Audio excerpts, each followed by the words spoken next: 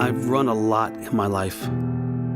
It was my superpower, my gift. But running also forced me to live a life I'm not proud of. I've been through some of the biggest obstacles that life could throw at me. From reaching stardom as a Denver Bronco, touchdown, Vance Johnson, to falling into the depths of hell. I'm still standing, fulfilling my purpose. The pictures don't tell it all. Vance Johnson spent most of his life running from his childhood and the memories of an abusive father. I remember being about 4 years old, and my mom and dad were arguing with each other, and my father just reaches over and smacks my mother in her mouth. And I saw blood just go all over the windshield. And my sister and I were traumatized. We were in the back of the car just screaming and crying. And then I'd see it often, but my escape was sports, whether it was running track and winning races there to make my dad proud, being that hero in the house, knowing that if I'm doing something good in my sports, the domestic issues kind of were a little less. And whenever I wasn't doing sports, the domestic stuff kind of climaxed. Sports remained a safe haven and provided an opportunity to earn a football scholarship at the University of Arizona. You know, when I finally got to college, it was all about running for me. I'd run my whole life, and when I made it to that level where I could just really show my gifts, then it was where I disappeared at. Denver has acquired this pick from Houston and has selected Vance Johnson, wide receiver, Arizona. It's very rare that you see a wide receiver with the rare speed, the 4.4 speed. You know, Zim mentioned 4.28, which was accurate, by the way. So I think Vance Johnson will fit in very well with Denver. It's a position they needed to fill. Vance Johnson, what a catch. Winder is in as Elway rose to the right. Leaping catch by Vance Johnson for a touchdown. The second-round draft pick quickly made an impact, Vance Johnson kicked in the speed. using his greatest asset to become one of John Elway's top targets. That's a fine catch. Good throw, but a great catch by Vance Johnson. The ability to elude defenders and his quick-witted persona helped Johnson win the hearts of Denver fans. Fires the ball. It is caught for a touchdown by Vance Johnson. I was watching the movie Three Amigos, and I was like, I got a great idea. So I ran in the room to Mark and said, Mark, man, you gotta come watch this. And I said, what do you see? He said, Three Amigos. He said, they might think three white boys can be three amigos, but they're not gonna think three black guys gonna be no amigos. I said, they will, I promise. I'm gonna tell the press that John Elway said it. And so after practice, I told the press when they interviewed the three of us about, the season, I said, yeah, John Elway called us the Three Amigos. And so they said, what a great name. I said, yeah. And so they went and asked John. And John said, Three Amigos? He said, maybe the three midgets because they're all under 6 feet tall. But it didn't matter because it had taken off by then. The Three Amigos were an instant hit. From music videos, to public appearances, to commercials. Vance Johnson, Mark Jackson, and Ricky Nattiel served up a football fiesta called Mile High Magic. It was a lot of fun. It was always an honor to be able to walk in the stadium and everyone to know that the Amigos were going to show up. The most important thing was we wanted the other teams to know when the Amigos were in town, it was about to be some fireworks, baby. As the innovator of the Three Amigos, Johnson found fame, while his inner demons found him. So you have calmed down? I have. The flame's still there. I'm always on fire, and I'll probably explode pretty soon, and then you'll be reading something in the paper, nothing about drugs or anything like that. But I just like to have a good time and enjoy it while I'm here. I thought I had control over my life, and my identity was being famous, being somebody special that people loved and people cared about, not knowing that this thing was going to turn into hell one day. It's over. The Super Bowl champions are the Giants, and the final score, Giants 39, the Broncos 20. Going to the Super Bowl in 1986 and coming home and being broken because we lost. My life is chaos. I got all these relationships that are falling apart. What am I going to do? I sit in my closet, take a couple Xanax, a drink, and I try to kill myself. 3 different times I tried to kill myself when I was in the NFL. Because there was nothing there for me. That was like my reality. But then off the field, I wasn't able to cope. My life was so crazy, man. The fast life finally caught up to the receiver who could outrun everyone. We got radio stations saying Vance Johnson, the police are looking for him. I'd get arrested, and then I'd end up getting married again, in a divorce and a marriage. Johnson continued in his downward spiral, and so did his productivity. You can't play much worse. Unbelievable. In 1995, Elway's go-to guy abruptly ended his football run.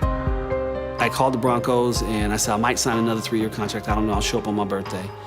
And I just didn't show up. And so I didn't retire. And when I got home, my then fifth wife put my luggage at the front door. That's how my career ended. I basically just kind of walked away from the game, and nobody knew where I was for years after that. I'd like to thank Springs Recovery Connection for this amazing opportunity to come back and share my story, my journey, offer hope, and especially coming back to Colorado where it all started, where it almost ended for me. The boy who lived a nightmare of a challenging childhood grew up to live the American dream. Yeah, I want to be on the NFL field. We're going to the Super Bowl, baby. But a battle between good and evil continued to run Vance Johnson's life. I didn't think that alcohol was a problem during my career. I didn't think that drugs were a problem during my career because I played at such a high level, even though I was high sometimes. And it wasn't until after my NFL career that when the lights went out, I leaned on alcohol and prescription pills. I didn't know I was an addict at the time, but I knew by using drugs and using alcohol, I was able to cope with my life and I was able to go out and just be a tyrant. You know, I got married over and over again, a total of 7 times, guys. Because I didn't know how to navigate a relationship, so I would just get a divorce whenever arguments started. I'd be out with friends, and they'd say, the only people at the dinner table not married is you two. And this was just a girl that I just met. Let's have a wedding. So we'd go to some judge's house at 3 o'clock in the morning and have a wedding. I'd wake up high, look over at her and say, are we married? So then we'd get a divorce. And this life that I'm living is just complete chaos, man. And so because of the dynamics that I grew up in and around, I wasn't able to navigate relationships. I wasn't able to navigate life. And so I just made a really bad name for myself. One day I went to practice, and while I was in the shower, a couple of my teammates had told me that they had had affairs with my wife. I was so angry that I went home, and I pushed her across the bed, and she hit her head on the closet door, and I thought she was dead. She wasn't breathing. And finally, after going to the toilet and dumping water in her face, she breathed. And you know, by that time, I wished that she was actually dead because I couldn't believe that she was cheating on me. Now, my mother didn't deserve to get beat on, but I felt like this person, what she did to me, she deserved to be abused. I already got myself in a lot of trouble. So I went on the Oprah Winfrey Show to literally apologize to my ex-wife for being so abusive to her. Johnson's remorse was real. So was his alcohol addiction. His life was spiraling out of control. And in 2007, a phone call sent him over the edge. It was about 10:30 in the morning, and my first wife called me, and she said, our son is dead. And I was behind the bar in the restaurant, and I said, what? She said, Vaughn is dead. A drunk driver ran a stop sign and killed him. And so I picked up this bottle of Patron, and I just started drinking. And literally for 2 years, I used myself into a coma. It was probably the lowest of my life. And I remember trying to go to the bathroom sometimes, and I would be drinking again. And I'd be so drunk, I'd be throwing up blood. I'd piss in this cup and lay it on the side of the bed because I couldn't make it to the bathroom. And I'd wake up in the morning, and I'd look over for the tequila, and then I'd pick that cup up thinking that was tequila, and I'd drink it, and it was urine. I'd throw it up on the floor. I would still be screaming at my mother and father, blaming everything on them. So my life is just spiraling out of control with addiction. But the turning point was when I knew that God had a plan for me. After all these years of domestic issues and addictions, in the height of my career and touchdowns and Super Bowls, and that it was all for nothing, I realized that, no, it was all for a purpose. I didn't even know where he was the first time, so I walked around this graveyard for hours looking for him. It was so surreal to me that I remembered him being buried, but I was high. And so I never thought, there he is right there.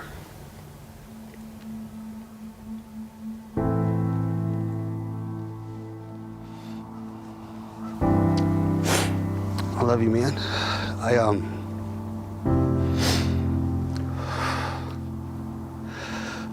I just wanted to come out here and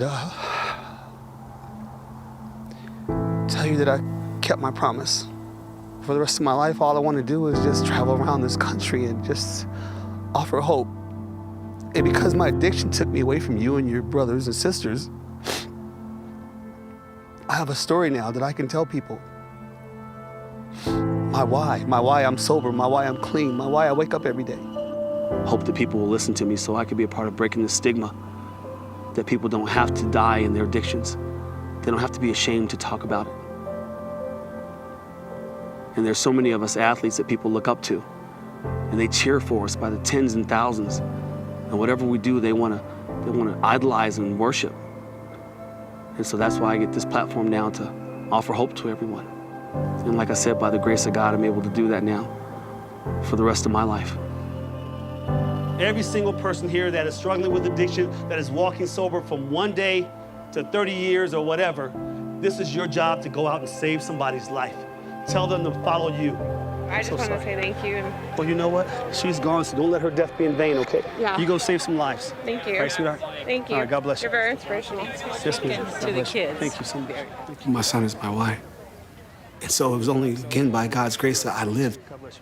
Because even though I'm sitting here and I'm crying watching while I'm talking to you, I got so much joy inside.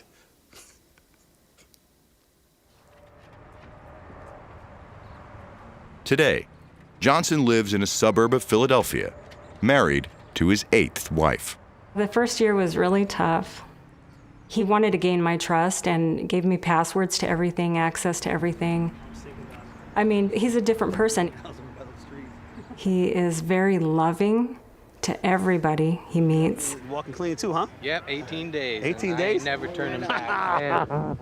That is so cool, man. 18 days. Yep. He didn't give up, and I think it was a lot of the reason that he's got this passion to help people today.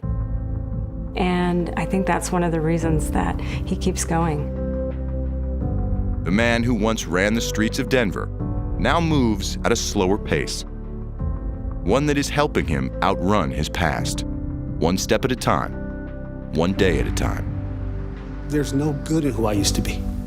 And so for every person that's listening that wants to have change, I'm proof that it's possible.